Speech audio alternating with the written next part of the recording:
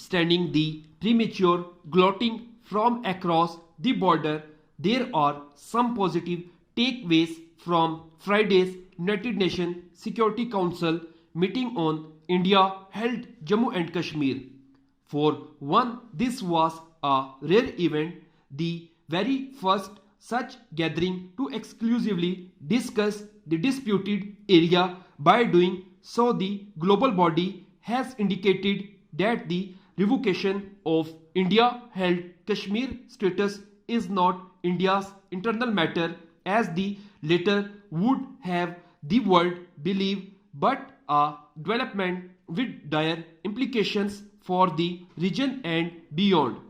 In fact, what little has emerged from those prior to the discussion is that the United Nations Security Council is concerned over the situation spiraling out of control. Several developments at the meeting said as much in remarks to the media later, with the Chinese Inoi asking Pakistan and India to refrain from taking any unilateral action that might further aggravate the tension there, since the situation is already very tense and very dangerous.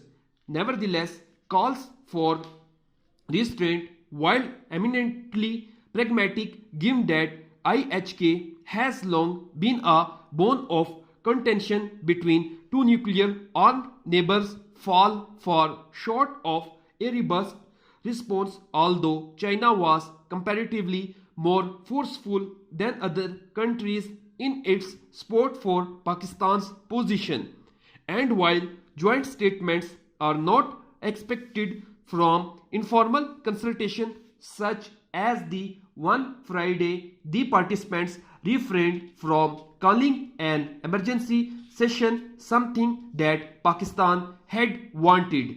The United Nations Security Council members are correct in urging Pakistan and India to resolve the dispute in a peaceful manner. However, for the world to accept India's stance that this be done bilaterally would be to deny the facts on the grounds, including the obduracy with which Pakistan's repeated attempts at takes have been rebuffed, especially under the Modi government. The apathy is deeply disappointing, though not unexpected.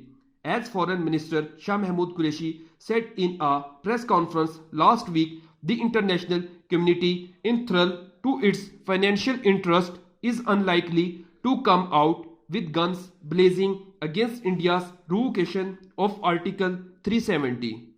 So it has proved, at least thus far. As for Pakistan, it has not over the years laid the diplomatic groundwork that could sustain its position on IHK when push came to shove, such as now. Instead, flawed, myopic policies that clear-sighted politicians and opinion makers repeatedly warned against compromised its standing in the world and gave India space to discredit the Kashmiri freedom struggle.